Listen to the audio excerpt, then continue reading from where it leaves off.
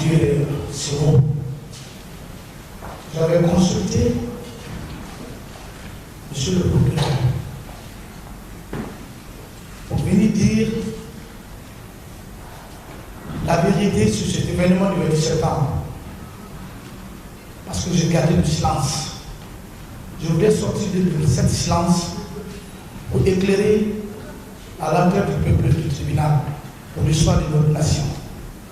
Vous voulez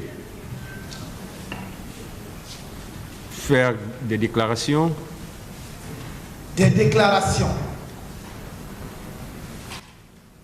Monsieur Hamid, Monsieur le Président. regagnez votre place d'abord. Ministère public, il y a... S'il vous plaît, il y a un accusé qui veut reprendre la parole. Allez-y, monsieur le procureur. Merci, monsieur le Président. S'il vous plaît, la salle. Nous allons spontanément d'entendre les déclarations de l'accusé Marcel Kilabogui, qui dit vouloir faire des déclarations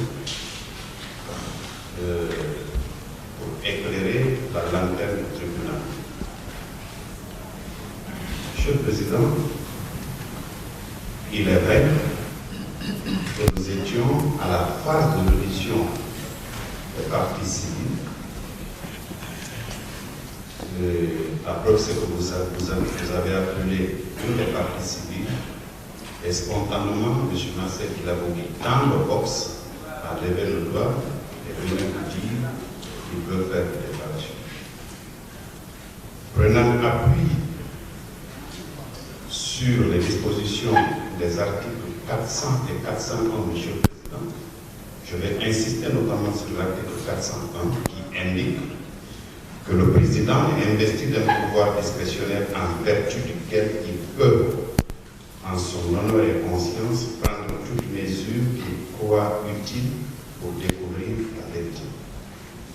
Cette prise de parole, d'après l'accusé, c'est pour dire sa part de vérité.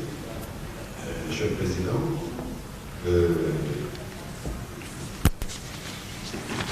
vous voudrez bien lui donner la parole pour qu'il puisse livrer sa part de vérité comme il le dit.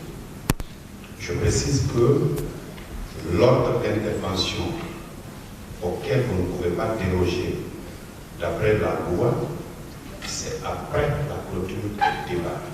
Et ce, je prends pour appui les dispositions de l'article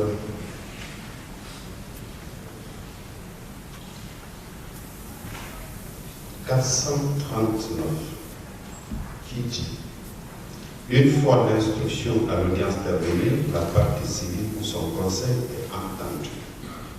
Le ministère public prend ses réquisitions, l'accusé et son conseil présentent leurs moyens de défense. Ici, vous êtes tenu de par la loi d'observer cet ordre. Au cours des débats,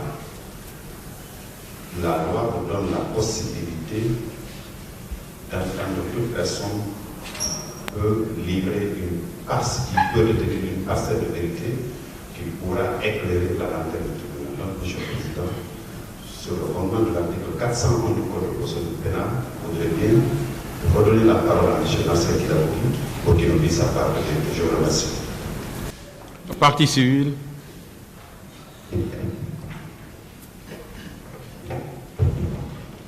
Je vous remercie, Monsieur le Président. Abordant dans le même sens que le ministère public, nous estimons que vous avez la possibilité, étant donné que vous avez la direction des débats, de permettre à ce que M. Marcel, qui avait déjà qui était déjà passé à cette audience, de revenir s'il estime qu'il a des éléments nouveaux à développer par devant votre tribunal. Donc il n'y a aucun obstacle juridique en ce qui concerne la possibilité pour M. Marcel de revenir expliquer ce qu'il a peut-être eu à omettre. Et cela va dans le sens même de la manifestation de la vérité. Tout ce qui peut concourir à la manifestation de la vérité Nous pensons que dans cette salle, étant donné que nous sommes tous des professionnels, nous concourons tous à cette fin, puisque éclairer la lanterne du tribunal est le rôle de chacun d'entre nous dans cette salle. Donc, je ne vois mal comment quelqu'un peut s'opposer à cette démarche. En tout cas, si il a envie que cette affaire soit élucidée. Donc, sur le plan juridique, Monsieur le Président, il n'y a aucun obstacle, étant donné que vous êtes celui qui dirige les débats.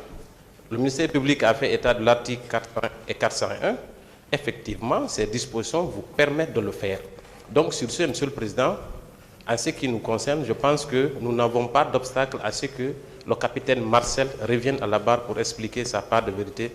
Je vous remercie, Monsieur le Président, pour votre patience. La défense.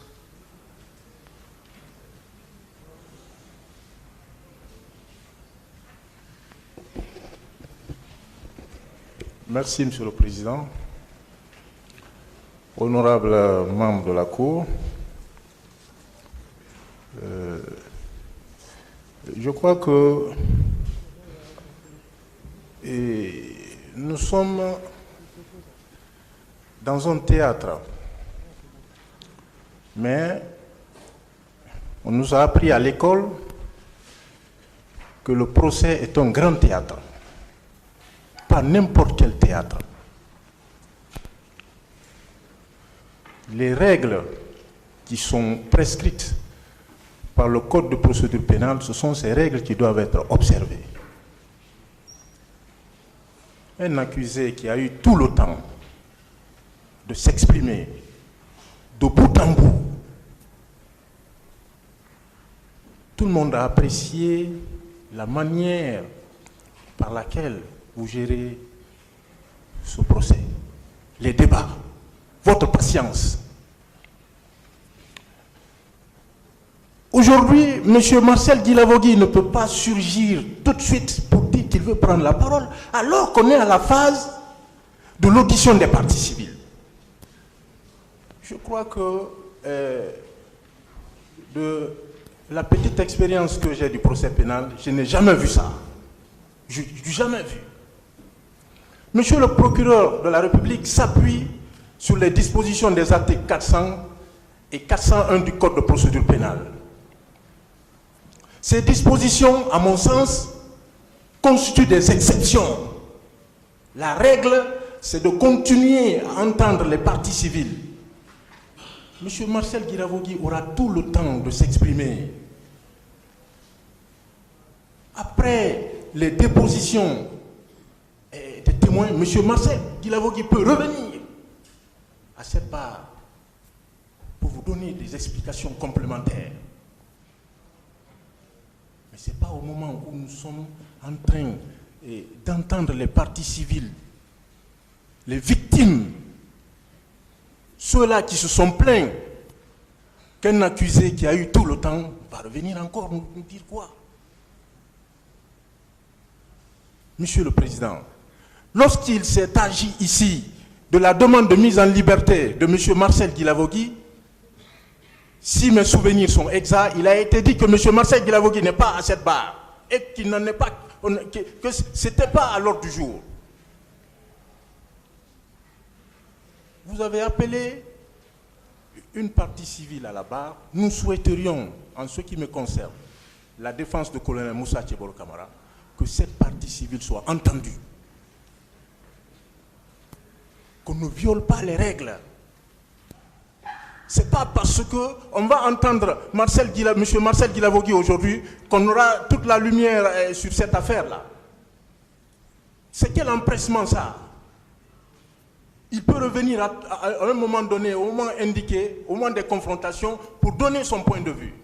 Ce ne sera pas tard pour que le tribunal prenne une décision.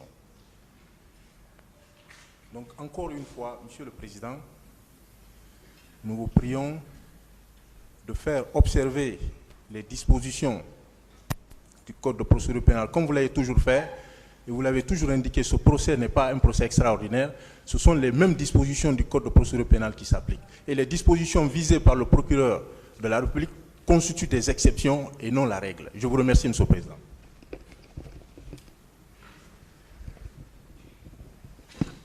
Quand l'heure de la vérité sonne, il faut la faire exploser parce que cette assemblée n'aurait plus de sens si ce n'est pas pour triompher la vérité, le droit, la justice et l'équité. Marcel, on ne sait pas ce qu'il va dire.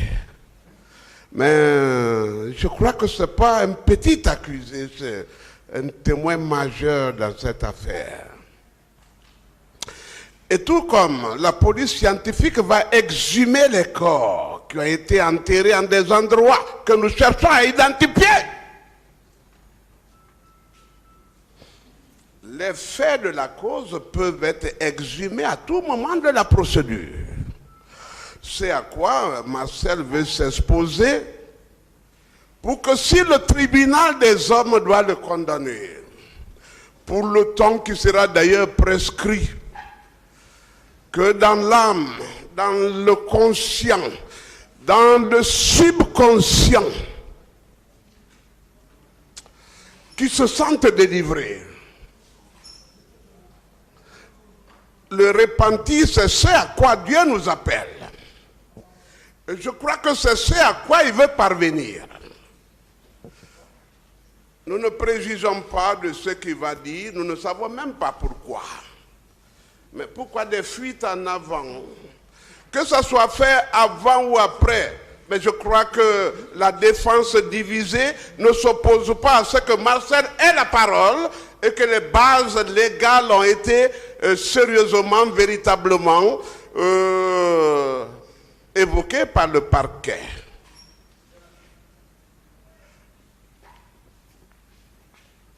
La manifestation de la vérité. S'il peut participer, pourquoi ne pas lui donner la parole? Pourquoi avoir peur de mourir quand on doit mourir? Monsieur le Président, à vous l'impérium, à vous la décision, vous avez la base légale, je crois qu'elle est opposable à la partie civile, à la défense, tous bords confondus. À vous la décision, Monsieur le Président. Merci, Monsieur le Président.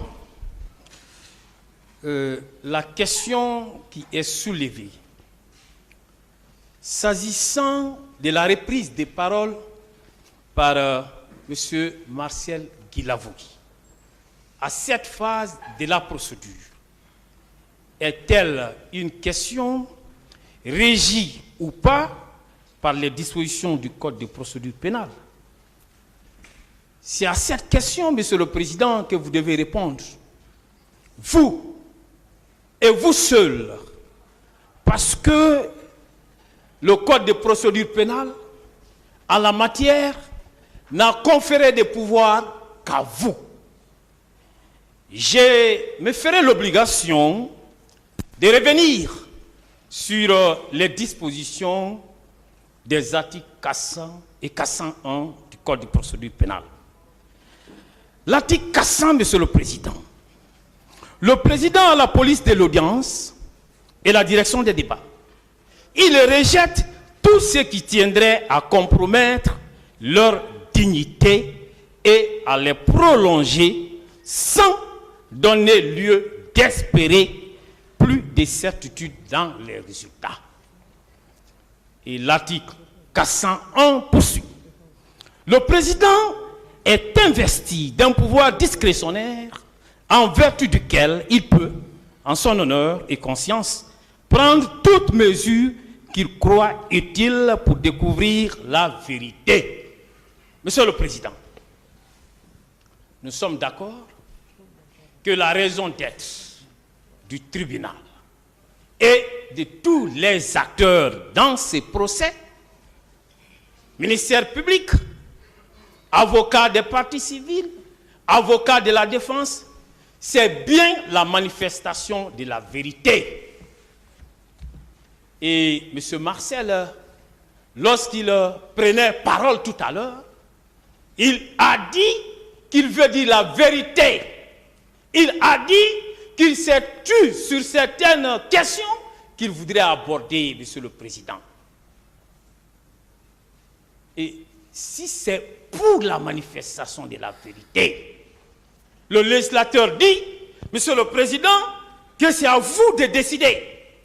C'est à vous et seulement à vous, à cet instant précis. Et c'est un pouvoir discrétionnaire. C'est-à-dire c'est à votre discrétion. Vous ne partagez ces pouvoirs avec aucun autre acteur dans ces prétoires. Alors, Monsieur le Président, ces dispositions disent que vous ne devez en l'instant précis vous prononcer sur cette question qu'en votre honneur et conscience. Donc, vous demanderez à votre honneur et à votre conscience, est-ce qu'à cette phase précise, l'intervention de M. Marcel, par rapport à ce qu'il a dit ici, quelqu'un qui a passé tout son temps à dire je ne connais pas, je n'étais pas au stade, si lui dit qu'il veut dire la vérité, je crois que nous devons tous œuvrer à ce que celui-ci dise la vérité, parce que nous voulons tous que la lumière soit faite sur les circonstances de ces événements malheureux que notre pays a connus. Monsieur le Président, et on vous dit que non, ce n'est pas à cette phase. On vous dit que non, et déjà, on est à la phase de la comparution des parties civiles. Mais je voudrais bien savoir, Monsieur le Président, qui dirige les débats? Qui a décidé que ce soit d'abord les accusés qui comparaissent, ensuite les victimes? C'est vous. La loi vous donne la direction des débats. Si à cette phase, vous trouvez qu'il y a lieu de surseoir à la comparution des victimes et d'entendre M. Marcel pour qu'il reprenne la parole, Monsieur le Président, la loi dit que vous pouvez le faire. Que vous pouvez le faire. Donc, Monsieur le Président, nous estimons qu'il y a lieu de faire en sorte qu'il soit entendu et urgemment. Et urgemment. On ne doit pas attendre. On ne sait pas. Et si il n'est pas entendu aujourd'hui, et si en remettant cela à un autre jour, qu'est-ce qui pourrait arriver? Donc nous avons besoin de la vérité. L'avenir appartient à Dieu, mais le présent, nous sommes au présent et nous gérons le présent pour le moment. Nous vous demandons de bien vouloir accepter que M.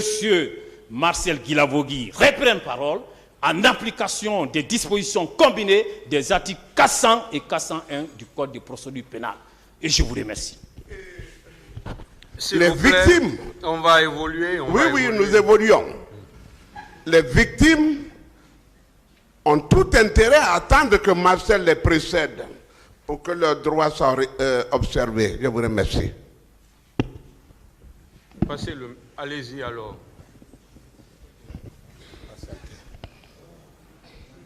Merci, Monsieur le Président. Je crois que nous sommes par devant votre tribunal pour des faits sérieux. Des faits sérieusement qui portent accusation sur nos clients qui comparaissent par devant votre tribunal, Monsieur le Président. Il n'y a que le procès pénal connaît... Excusez-moi, Monsieur Marcel, regagnez votre place d'abord. Allez-y, maître. Merci, Monsieur le Président. Il n'y a que le procès pénal connaît des phases.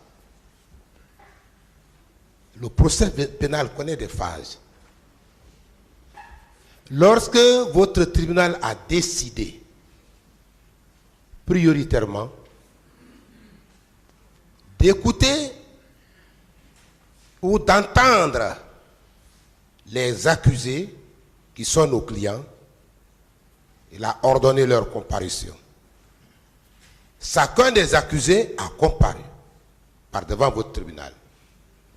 Le tribunal a posé des questions. Le procureur a posé également des questions. Les avocats de la partie civile et les avocats de la défense. Chaque accusé s'est d'abord donné le temps. Vous-même, Monsieur le Président, vous avez donné le temps, surtout la possibilité à nos différents clients qui ont comparu par devant votre tribunal d'exposer, de donner leur version des faits. Nous estimons que la vérité a été dite ici à cette barre. Chaque accusé a donné des explications. Comme disait mon confrère qui m'a précédé, M. Marcel a soutenu à cette barre, Monsieur le Président, n'avoir jamais été au stade. C'était sa vérité à lui.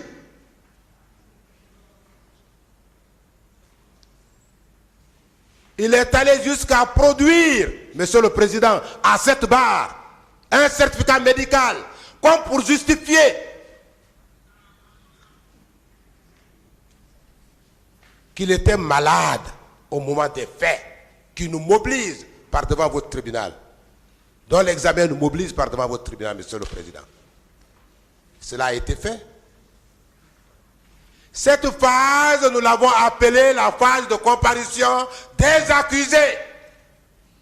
La phase de comparution des accusés. Monsieur le Président,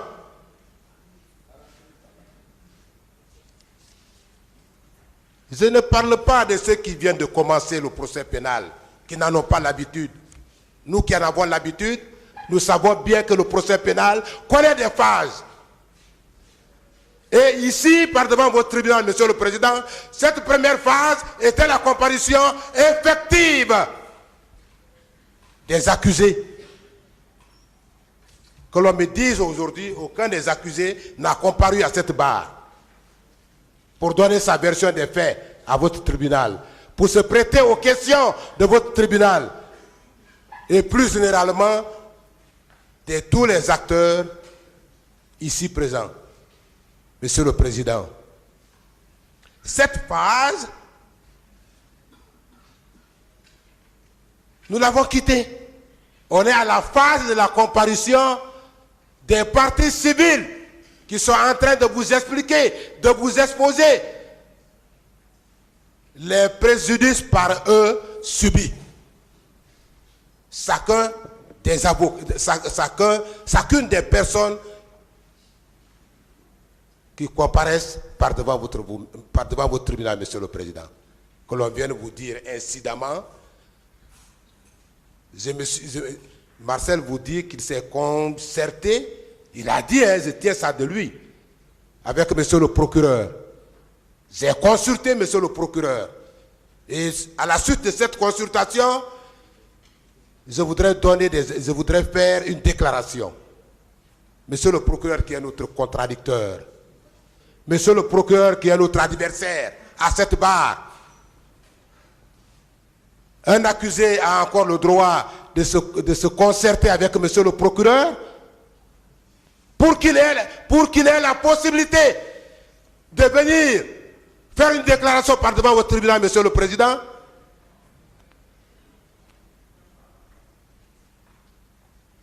Après, on vous dit qu'en application des dispositions combinées des articles 400 et 401, Monsieur le Président, en se référant à cette disposition de l'article 400, personne ne vous nie le pouvoir que vous avez en ce qui concerne la direction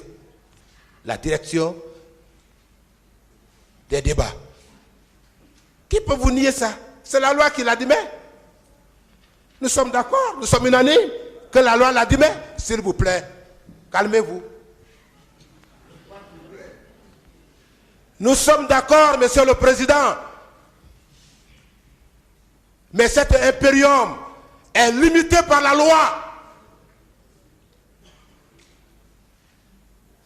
C'est vrai, dans cette salle, après Dieu c'est vous, dans cette salle, Monsieur le Président. Ça c'est connu de tous. Après Dieu, dans cette salle, c'est vous. Mais on ne doit pas se servir de cette éventualité pour vous induire en erreur.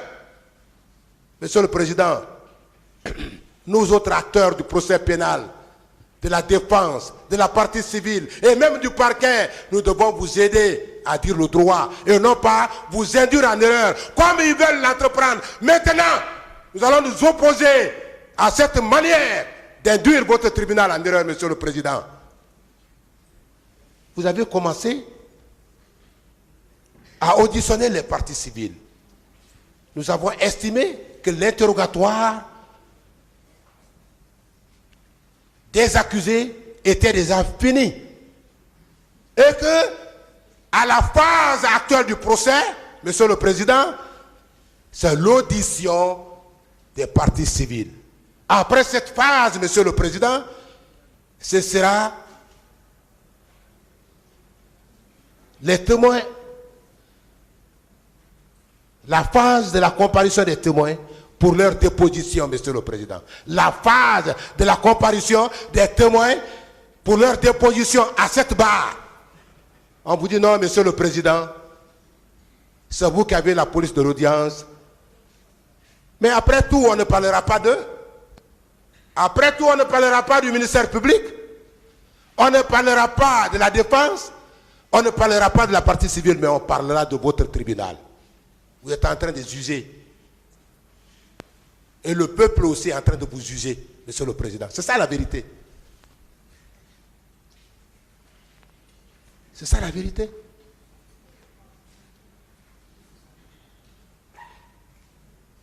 Tel que initié par le ministère public et Marcel. Je tiens ça de Marcel. C'est lui qui le dit. Qu'il s'est consulté avec le ministère public. Tel qu'initié par eux, Monsieur le Président, si nous évoluons comme ça, nous allons reprendre l'interrogatoire des accusés à zéro. Tous les accusés. Parce qu'on ne nous interdira pas que M. Marcel Guilabogui comparaisse à la phase de l'audition des parties civiles, incidemment, et que l'on empêche nos clients accusés de venir répondre à ce qu'il va dire. Monsieur le Président, c'est mettre les bâtons dans vos roues. Mais je sais que vous êtes très prudent. Dans cette salle, vous êtes le plus intelligent. Dans cette salle. Parce que la vérité qui sortira de votre bouche, c'est cette vérité que le peuple retiendra. Parce que c'est cette vérité qui sera la vraie version. Parce que c'est cette vérité qui sera exécutoire. N'acceptez pas, Monsieur le Président, que l'on vous dise, l'on vous conduise en erreur. Parce que maintenant là, lorsque M. Marcel Guilabogui va dire un seul mot ici, tous les accusés qui sont là reviendront tous répondre à ce mot. Monsieur le Président, au lieu d'aller de l'avant, nous ferons un pas en arrière. Êtes-vous prêt à un tel jeu?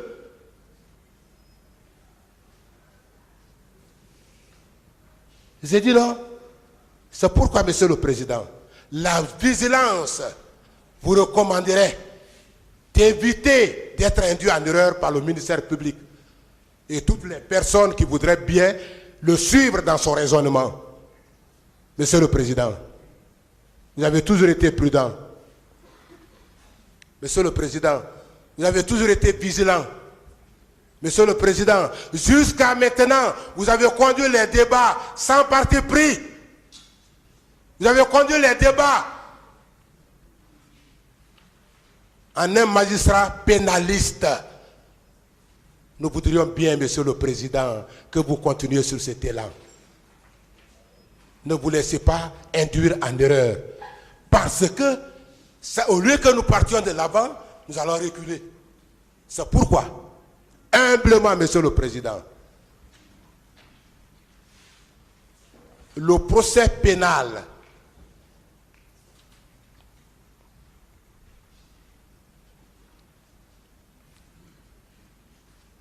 étant soumis à des phases que nous venons d'énumérer, Monsieur le Président, la phase de l'interrogatoire, la phase de l'audition des parties civiles, la phase de déposition des témoins et la phase de la confrontation, Monsieur le Président, nous sollicitons humblement qu'il vous plaise rejeter cette demande. Si Marcel doit faire des déclarations, ce sera après, certainement,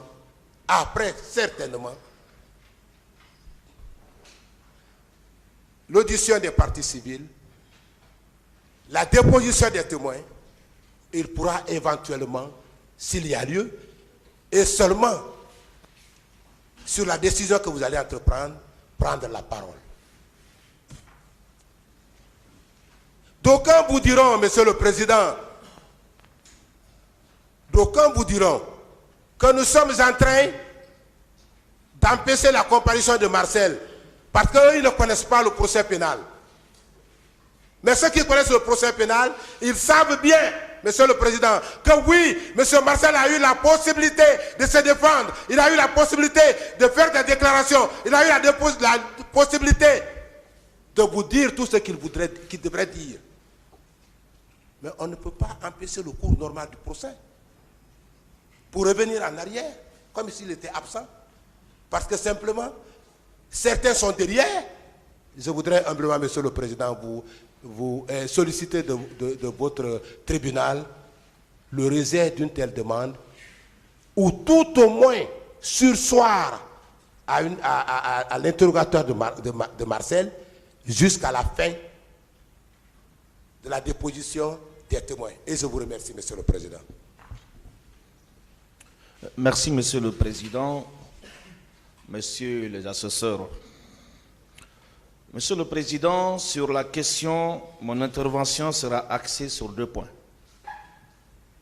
Le premier point est relatif à la confirmation ici à la barre de votre tribunal de l'entretien déloyal, illégal, inadmissible et inconcevable entre M. Marcel Guilavogui, accusé, et le procureur de la République près le tribunal de première instance de Dixine. Et le second point va concerner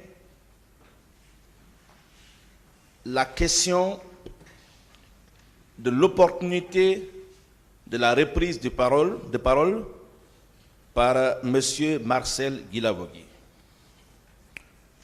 Sur le premier point, Monsieur le Président, honorables assesseurs, mon distingué et talentueux confrère vient de rappeler que Marcel est un accusé au même titre que tous les autres. Marcel est poursuivi par le ministère public.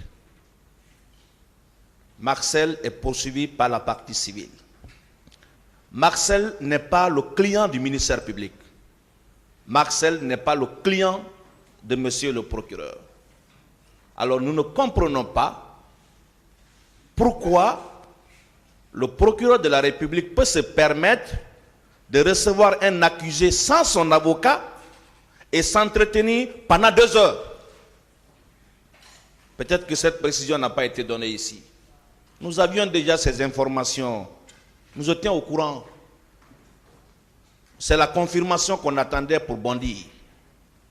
Qu'est-ce qui se préparait? Qu'est-ce qui se tramait? Certainement, nous allons le savoir si vous le permettez. Et ça encore, ça sera très grave. Monsieur le Président, c'est comme si moi, avocat du président Moussa Dadis Camara, me permettait de recevoir une des victimes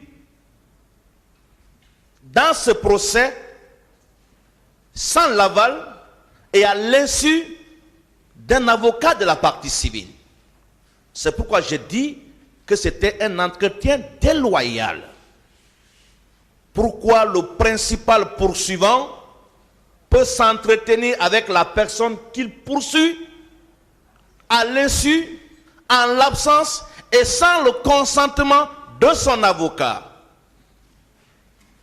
Ce procès est un procès qu'on doit prendre au sérieux. Ce procès met en péril la vie et la liberté des gens. Ce procès est médiatisé. Ce procès est vu partout dans le monde entier. On se doit de donner le bon exemple. Monsieur le Président, pour moi, admettre une telle démarche serait cautionner la déloyauté du ministère public que nous dénonçons. nous savons déjà cette coalition entre ministère public, partie civile et une partie de la défense dans le seul but de désorienter la bonne direction des débats. Et je pense que le tribunal ne doit pas se prêter à ce jeu et il ne doit pas tomber dans ce piège au risque d'enlever à ce procès le crédit qu'on lui accorde. Le dernier point sur lequel je vais intervenir, qui concerne d'ailleurs l'opportunité de l'intervention ou de la reprise de parole ici de M. Marcel Guilavogui. Sans préjuger, sans être au bain, sans être dans le secret du ministère public, de la partie civile, de cette défense divisée qui est certainement au courant de ce que Marcel veut dire ici, je ne vais pas revenir sur l'ordre déjà décrit par le distingué et talentueux confrère en ce qui concerne le déroulement du procès criminel. Je ne reviendrai pas sur ça, Monsieur le Président. Mais Monsieur le Président, j'ai seulement envie de vous rappeler qu'avant ce jour,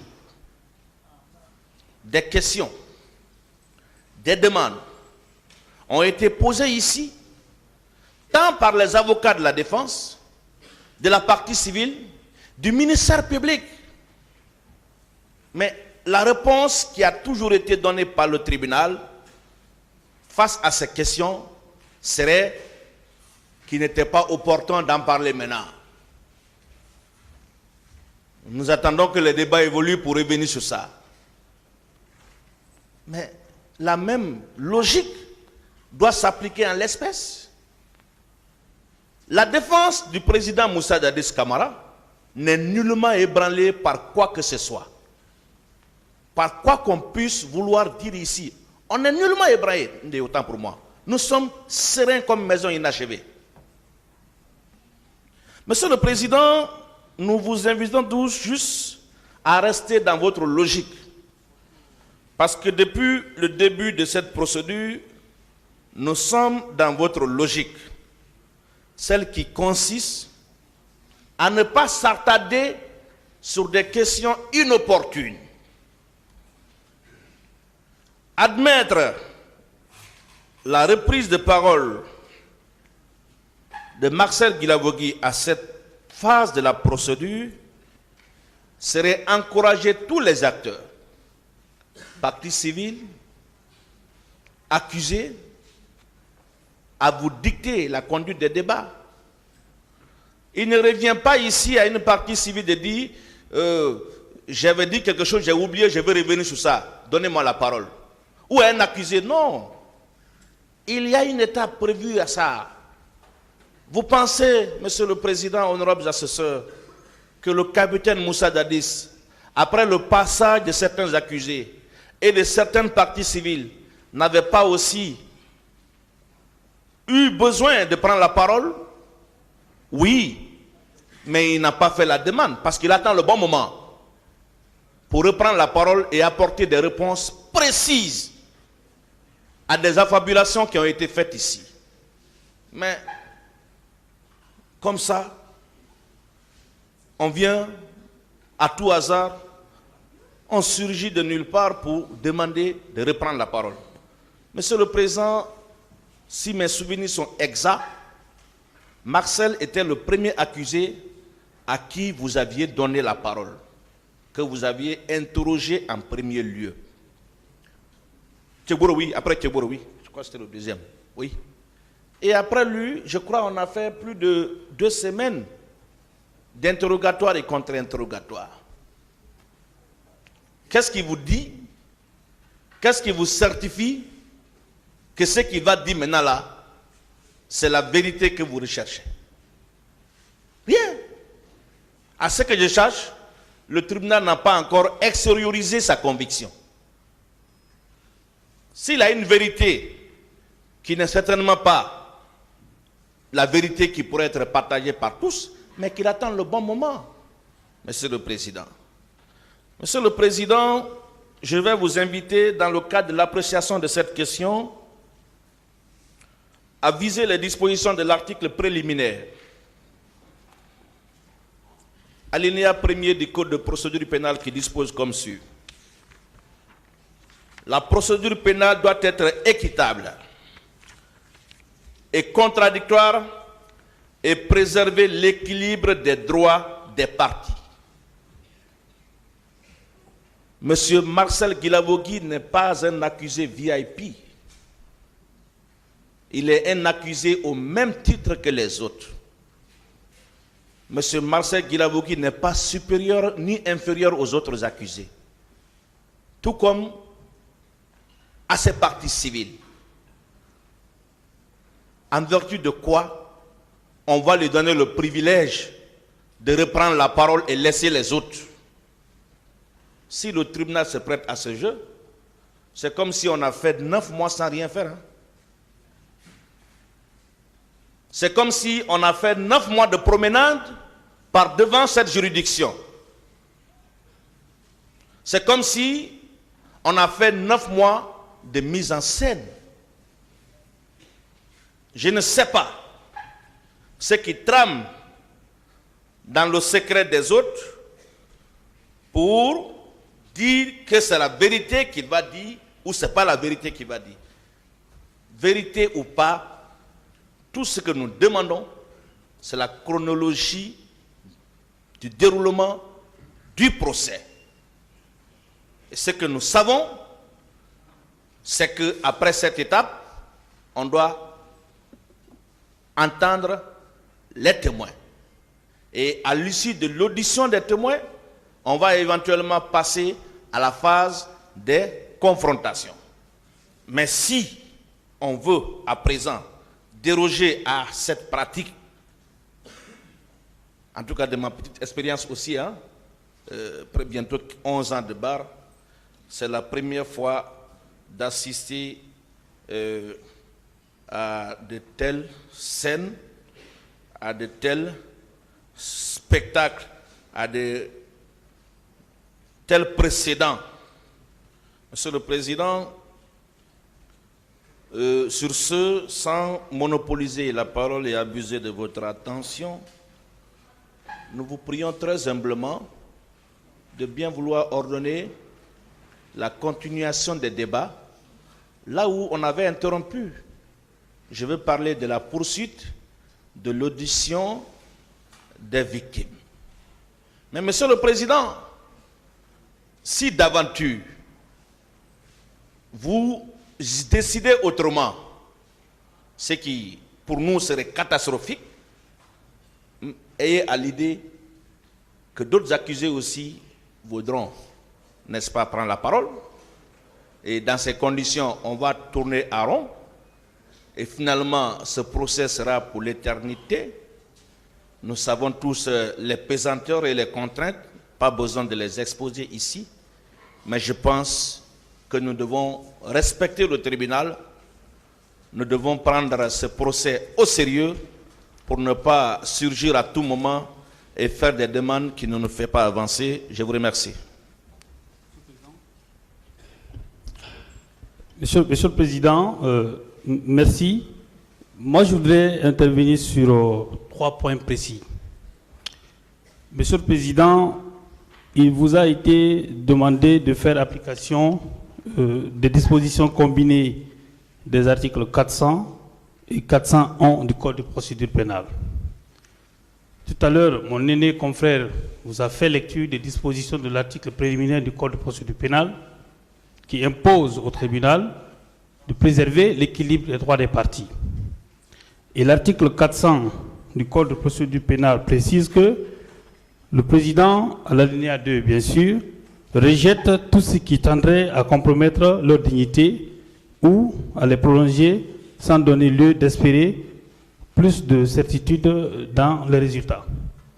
Monsieur le Président, tout à l'heure, Monsieur Marcel Guilavogui a demandé la parole.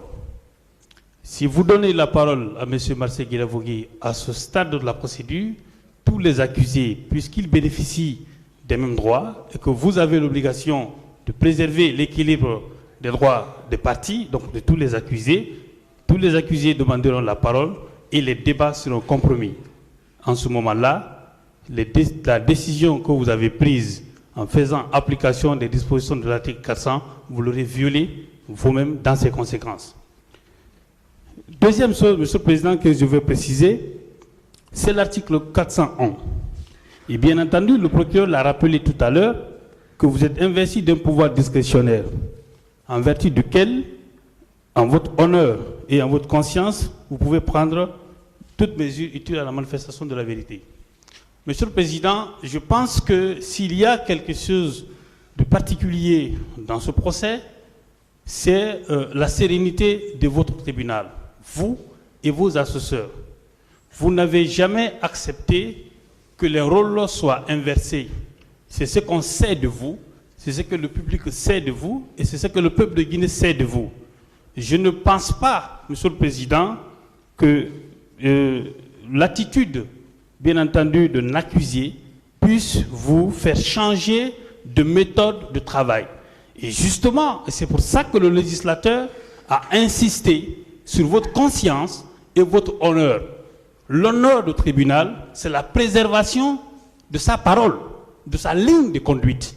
Et cette ligne de conduite, si vous vous écartez de ça, vous vous auriez écarté des dispositions, bien entendu, de l'article 401 du Code de procédure pénale. Mes confrères l'ont dit tout à l'heure, cette disposition vous donne certes un pouvoir discrétionnel, mais un pouvoir qui est encadré parce que votre décision que vous allez prendre, vous devez vous conformer non seulement en votre conscience, mais en votre honneur, et cela suppose que vous devez respecter l'ordre que vous avez toujours établi.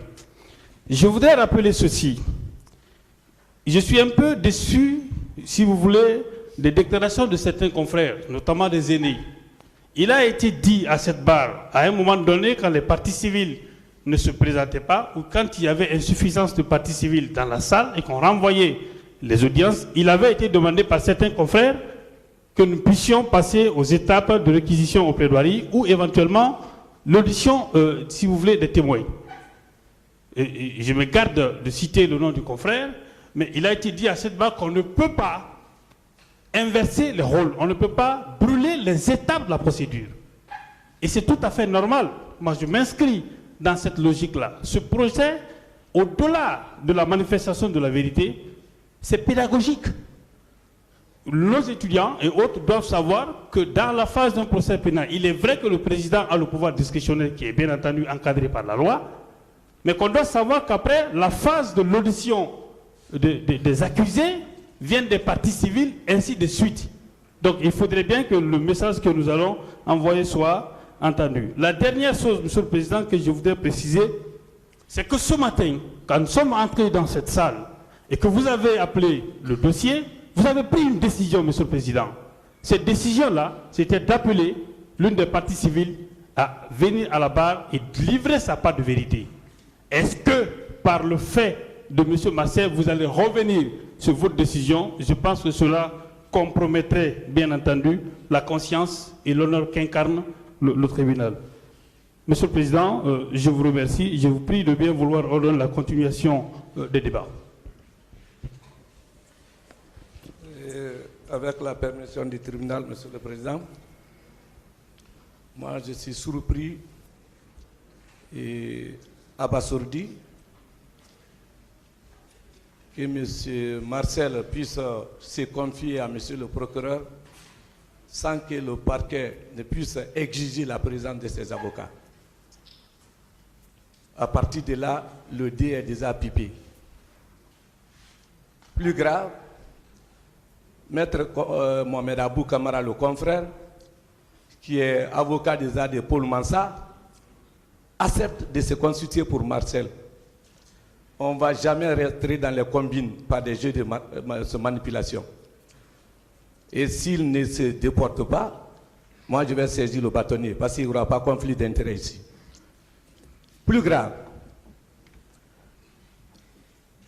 je demande très respectueusement que vous continuiez à auditionner les victimes au moment opportun, après les témoins, confrontation. Si Marcel a quoi à dire, le moment sera là. Mais vouloir passer par devant vous, sans passer même, là il y aura même consultation interne, parce que moi je ne veux pas le lâcher comme les autres l'ont abandonné. Ça fait 13 ans que je suis avec Marcel. Et vous verrez dans ces documents médicaux où il a même été admis en psychiatrie. S'il est menacé, il est chanté, je ne vais pas le livrer. La défense sera assurée, il ne sera jamais abandonné. Je demande la suspension pour m'entretenir avec mon client, parce que ce qui se passe là, le parquet est en train de le manipuler. Et on ne va pas rentrer dans ces jeux. Loin de moi, je ne vais jamais cautionner ça devant l'histoire de la justice guinéenne. Je vous remercie.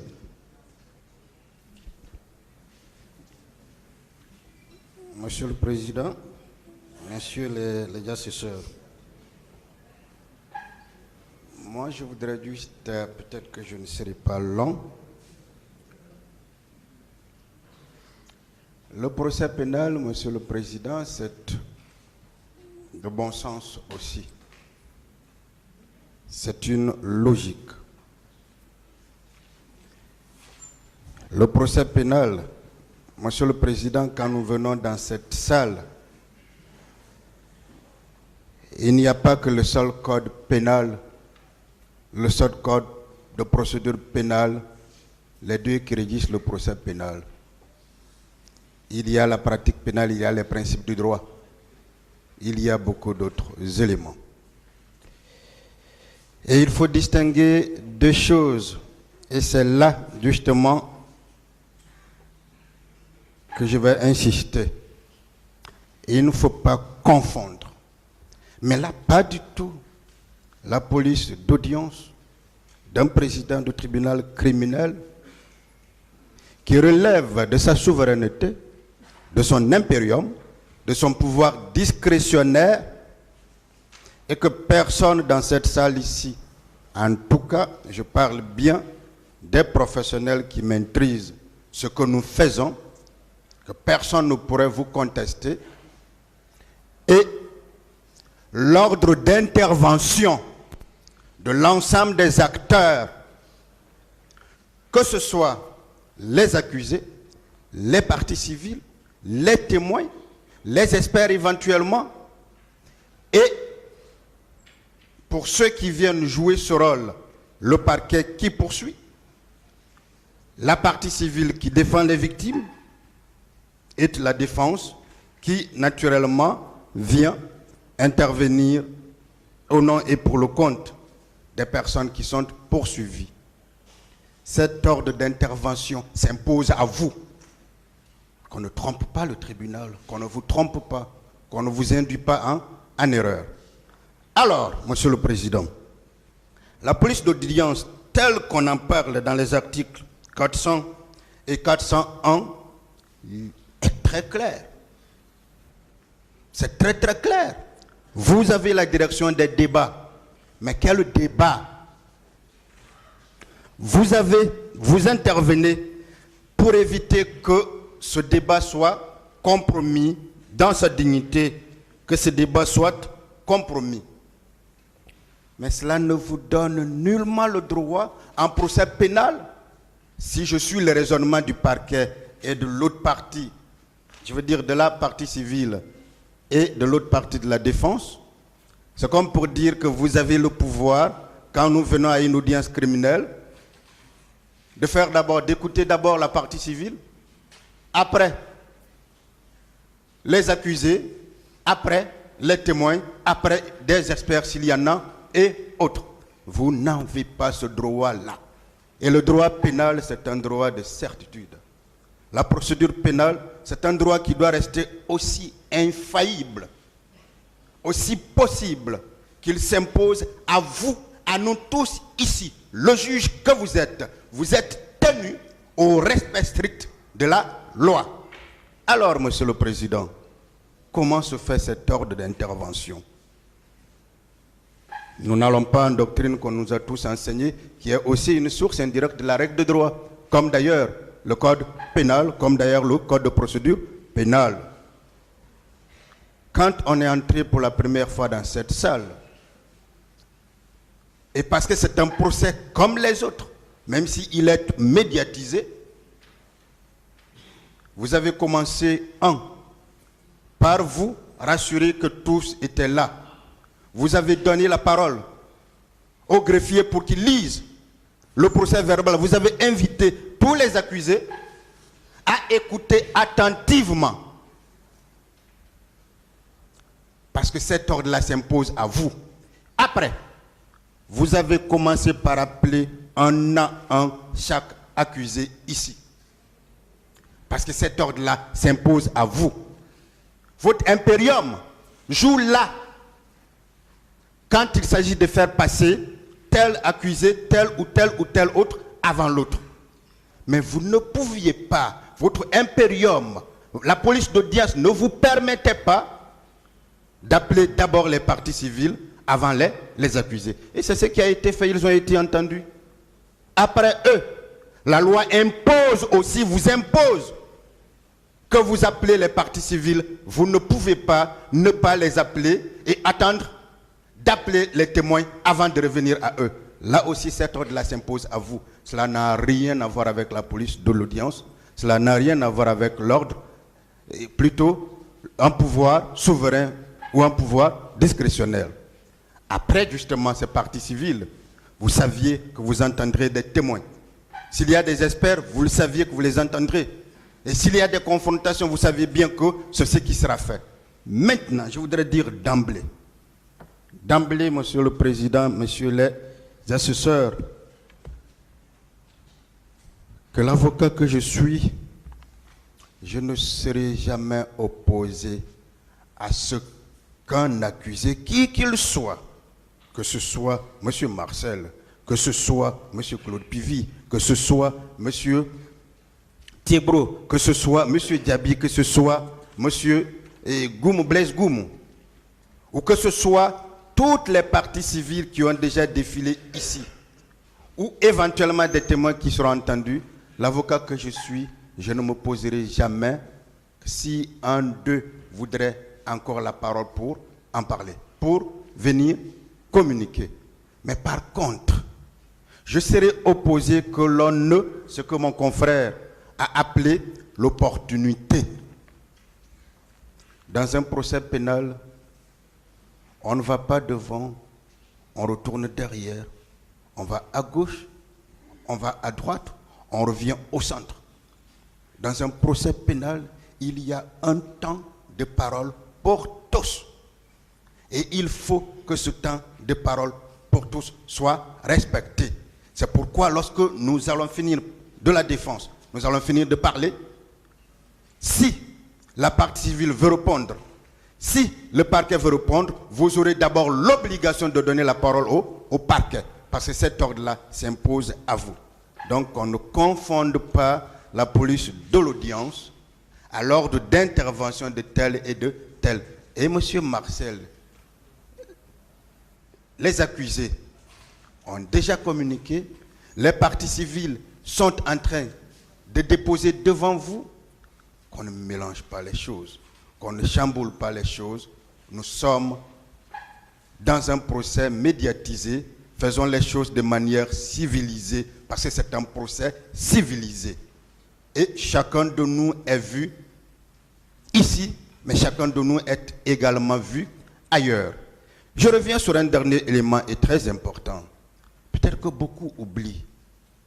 Chaque fois que, Monsieur le Président, vous avez appelé une partie à l'audience, vous avez pris une décision. Vous avez pris une décision. Et celle-là est une décision de justice qui s'impose à vous, qui s'impose à toutes les parties. Nous venons d'entrer dans cette salle d'audience.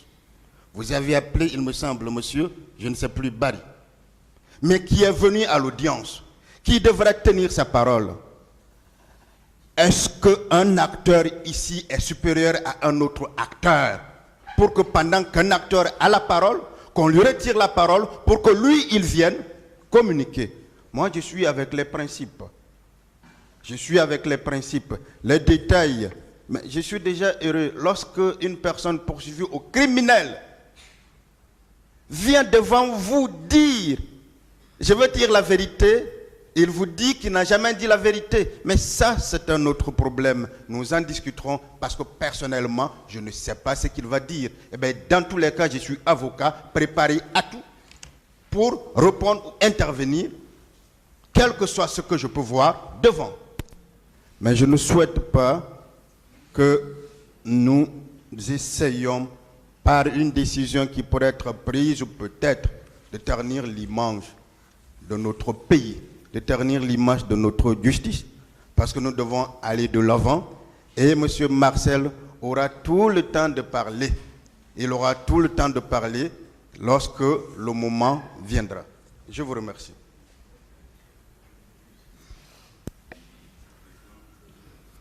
Allez-y.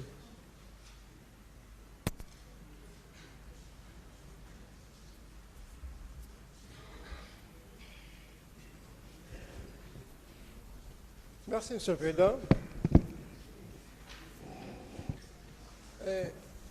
Nous avons tous intérêt à ce que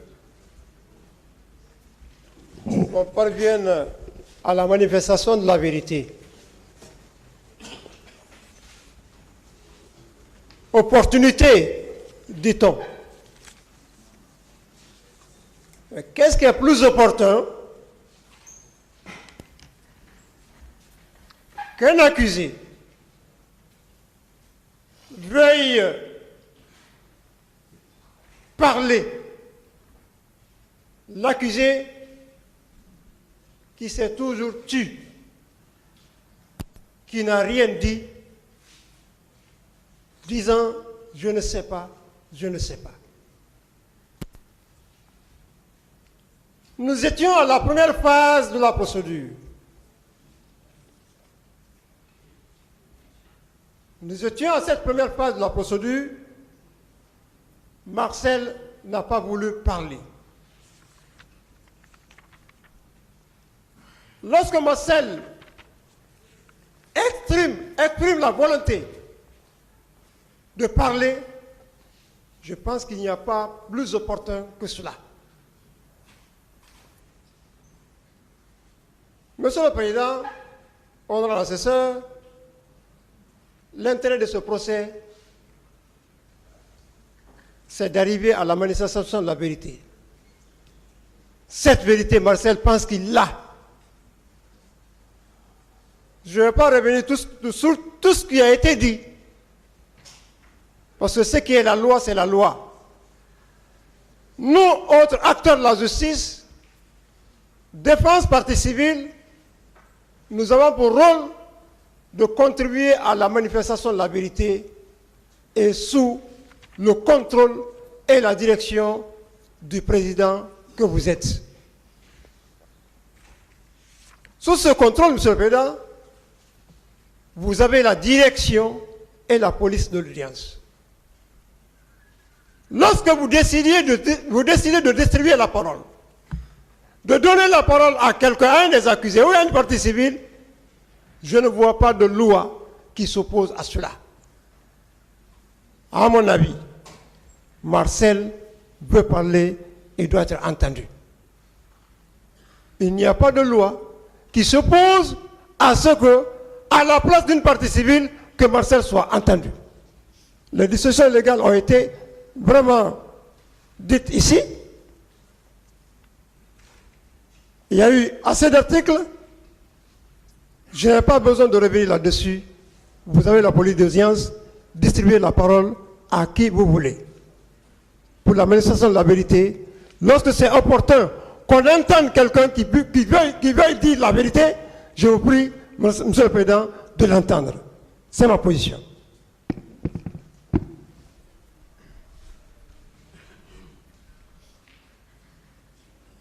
Oui.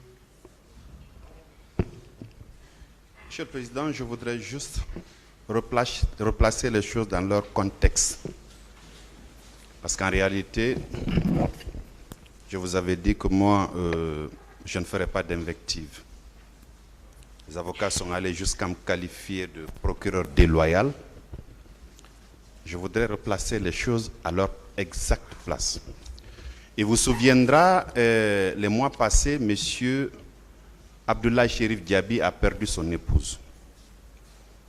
en guise de compassion, je suis allé au réfectoire ici où il se restaure pour lui présenter les condoléances. À cette occasion, M. Marcel m'a apostrophé, Monsieur le procureur, je souhaiterais vous rencontrer.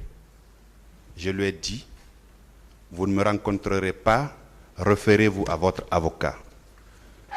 Les accusés, tous les accusés au box ont dû m'entendre.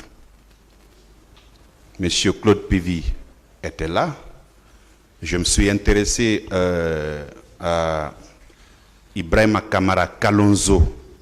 Le dossier médical peine à connaître une suite au niveau du département. Et même à monsieur Moussa Dadis Kamara. C'était en présence de tous qu'on dise que j'ai eu un entretien de 2 heures. Je ne sais pas, depuis le début de ce procès, je ne suis allé à la maison centrale qu'une seule fois. Et il vous souviendra que M. Moussa Dadis Kamara s'était brûlé au niveau du pied. On a fait des renvois successifs. Et j'ai appelé un de ses conseils pour dire que je viens voir son état de santé à la maison centrale. Je suis allé à son chevet pour voir la gravité de sa blessure. À part lui, je n'ai jamais rencontré un accusé. Je sais ce que je fais et je suis rivé au texte. Monsieur le Président,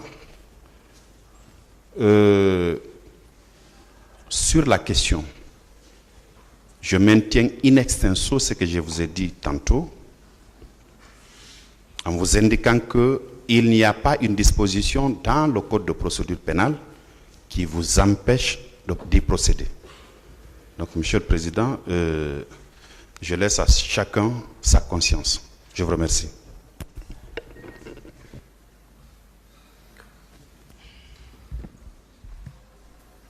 Le tribunal peut décider.